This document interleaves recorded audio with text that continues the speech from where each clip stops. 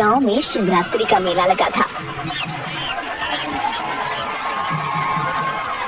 अरे तुम सबको याद है ना, हमारे परिवार में बच्चे के लिए मन्नत मांगनी हो तो सबसे ऊंची चोटी पर स्थित पवित्र शिव मंदिर में जाने की परंपरा है। माँ जी, मैंने तो पिछले दोनों सावन के पहले सोमवार को चोटी वाले शिवलिंग पर जलाभिषेक किया है, तभी तो माँ बनी हूँ। हाँ देख, पिछली बार शिवरात्रि पर यमुना ने जलाभिषेक किया, अब वो भी पेट से है।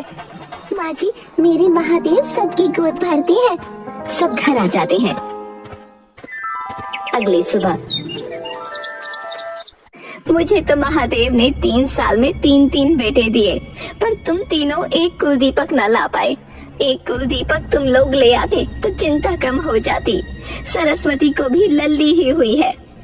माँ जी, इस बार मुझे लल्ला ही होगा। अरे रहने दे यमुना, शिवरात्रि पर जलाभिषेक के साथ शिव के 108 पाठ किए बिना पानी भी ना पीती। महादेव मुझे भी लल्ला देंगे। क्यों ही गंगा, तुझे शर्म ना आवे? सबसे बड़ी है तू। तेरी शादी को 8 साल हो गए, पर तू एक चिड़िया भी पैदा ना कर पाई। अम्मा दवाइयाँ ले रही हूँ, जल्दी ही आप दादी बन जाएंगी। अरे अधर्मी, अब महादेव की शरण में जा, इस शिवरात्रि तेरी गोद भी भर जाएगी। सच कहती है माँ जी, अब मैं भी इस बार शिवरात्रि की चोटी वाले मंदिर पर जाऊंगी। पर दीदी, इस बार तो सरकारी घोषणा है कि वहाँ जाने में खतरा है। गंगा दीदी पहले ही सासू माँ की बात मान लेती। 8 साल हो गए, अब जाने का ढोंग कर रही है। अम्मा जी, पहाड़ पर जाना खतरे से खाली नहीं होता, इसलिए ना जाती। सबसे बड़ी होने के बाद भी बांझ है, फिर भी तुझे अपनी जान की लगी है। अरे अम्मा जी, न जाने बड़ी भाभी कौन से कुकर्म करके आई है पिछले जन्म में, इसीलिए भोग रही है। गंगा अपने पति सुदेश से, सुनिए जी, मेरी रिपोर्ट ले लीजिएगा, आज मैं मंदिर जा रही हूँ, देर हो जाएगी, डॉक्टर ने बुलाया है। गंगा जल्दी सुबह उठकर पहाड़ की तरफ जाने लगती है। तेज बारिश हो रही थी। गांव की चची, क्यों रे गंगा, कहाँ जा रही है? शिवरात्रि पर इतनी बारिश? मानो भोले बाबा ने गंगा को जदा से खोल दिया हो। अरे चची, अम्मा की बात ना मानकर बड़ी गलती की मैंने। देखो ना, मेरी दोनों देवरानियों को बच्चे हो गए, पर मैं अभी तक लल्ला का इंतजार कर रही हूँ। अरे क्या तू पहाड़ वाले मंदिर जा रही है? अरे वहाँ मत जाना, सुना है तूफान आने वाला है। चची जो भी हो, आज शिवरात्रि है, शिवलिंग का अभिषेक किए बिना मैं वापस ना आऊंगी, वरना अम्मा को लगेगा मेरी भक्ति नकली है। पहाड़ पर चढ़ते समय अचानक बादल फट जाता है। गंगा पानी के तेज बहाव के साथ बह जाती है। भोलेनाथ, मैं भी गंगा हूँ, अपने शरीर को तुम्हारी गंगा की धार के साथ छोड़ देती हूँ। जहाँ तुम्हारी गंगा इस गंगा को ले जाएगी, वही मेरा ठिकाना होगा। सर पर चोट लगने के कारण गंगा की याददाश्त चली जाती है। पहाड़ पर बादल फटने की खबर जब शकुंतला के घर पहुंचती है। देखो बाबा ने क्या कर दिया, आज ये गंगा प्रभु के चरणों में गई और उन्होंने उसे अपने चरणों में ले लिया। हाय राम, न जाने गंगा दीदी का क्या हुआ होगा। ये क्या हो गया माँ? ये देखो, गंगा की रिपोर्ट आ गई है। वो गर्भवती थी, उसे तो खुद भी नहीं पता था।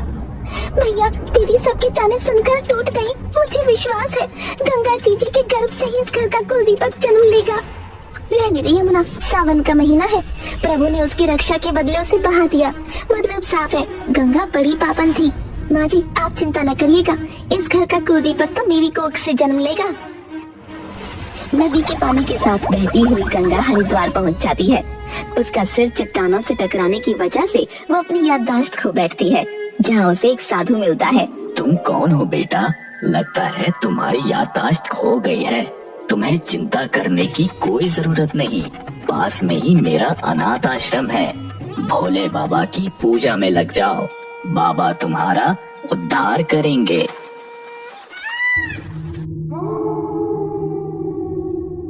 गंगा दिन रात भोले बाबा की पूजा करती और आश्रम के अनाथ बच्चों के साथ समय गुजारती। कुछ समय बाद वो एक सुंदर से बेटे को जन्म देती है। 3 साल बाद शिवरात्रि को गंगा का पति शिव दर्शन के लिए हरिद्वार आता है और आरती के समय उसे अचानक गंगा दिख जाती है। जय भोले बाबा की। गंगा, गंगा सुनो, तुम गंगा ही हो ना? मैं कब से तुम्हें ही ढूंढ रहा हूँ, सालों से तुम्हें ढूंढ रहा हूँ। मेरी बात सुनो। लेकिन गंगा उसे पहचान नहीं पाती और उसके मुंह पर एक जोरदार थप्पड़ मारकर भीड़ में खो जाती है। सुदेश वापस आकर अपनी माँ को ये बात बताता है। सब गंगा को ढूंढने की कोशिश करते हैं पर गंगा कहीं नहीं मिलती। बेटा भूल जा गंगा को, तूने गंगा को नहीं देखा, तुझे कोई शक हुआ होगा। अगर वो जीवित होती तो अब तक घर ना वापस आती। मैं जानती हूँ मैं ही हूँ तेरी अपराधी, मुझे माफ कर दे बेटा, तू दूसरी शादी कर ले। ऐसा कभी नहीं होगा माँ, मैं बिना शादी करे ही गंगा को इतने खराब मौसम में पहाड़ पर भेजने का पश्चाताप करते हुए अपनी जिंदगी गुजार दूंगा। धीरे धीरे 7 साल गुजर जाते हैं और शिवरात्रि फिर आती है। ओम नमः शिवाय, ओम नमः शिवाय। माँ, तुम हर समय अपने चेहरे को ढककर क्यों रखती हो? न जाने क्यों बेटा, मुझे भोले बाबा के सिवाय कुछ देखने का मन नहीं करता, इसलिए हमेशा अपना चेहरा घूंघट से ढककर रखती हूँ। भोले बाबा की पूजा क्यों करती हो? उन्होंने तो हमें सबसे अलग कर दिया। ऐसा नहीं कहते बेटा, भगवान जो करता है उसके पीछे बड़ी लीला छुपी होती है। भोले बाबा तो बहुत भोले हैं, वो जो करेंगे अच्छा ही करेंगे। इसका मतलब है भोले बाबा की पूजा मैं भी कर सकता हूँ। मैं भोले बाबा से जो मांगूंगा क्या वो मुझे दे देंगे? हाँ हाँ क्यों नहीं, सच्चे मन से जो मांगता है भोले बाबा उसे सब कुछ दे देते हैं। गंगा का बेटा भी गंगा के साथ रोज भोले बाबा की आराधना करने लगता है। दूसरी तरफ शकुंतला के घर सिर्फ लड़कियों का ही जन्म होता है। हे महादेव, हमसे क्या भूल हो गई जो तूने घर में बस कन्याएं ही दी, कुलदीपक नहीं भेजा। हमारे बाद हमारा नाम लेने वाला कौन होगा? माँ जी, मुझे तो डॉक्टर बता चुका है कि अब बालक ना होगा। सरस्वती जीजी का टेस्ट भी सही ना है। अब कुलदीपक को भूल जाओ। मेरे महादेव बड़े दयालु हैं, मुझे विश्वास है मेरे घर कुलदीपक जरूर आएगा। इस बार शिवरात्रि में पैदल हरिद्वार चलते हैं, महादेव हमारी कठिन भक्ति देखकर जरूर प्रसन्न होंगे। माँ जी, भोले बाबा ने कुलदीपक आने का रास्ता ही बंद कर दिया है, अब क्यों ऐसी आशा रख रही है? वैसे भी माँ, यहाँ से हरिद्वार का रास्ता बड़ा ही खतरनाक और घुमावदार है, फिर हरिद्वार के लिए डायरेक्ट ट्रेन जाती है। सब गंगा को सताने का नतीजा है। बहू गंगा को जबरदस्ती भेजने का पाप धोने तो मुझे पैदल ही जाना होगा। तुम सब ट्रेन से आ जाना। वो ऐसा ही करती हैं। शकुंतला को रास्ते में बाधाओं का सामना करना पड़ता है। उसके पैर दर्द से उठ नहीं रहे थे। तभी वहाँ एक बच्चा आया। आप कौन हो माँ? आपको क्या चाहिए?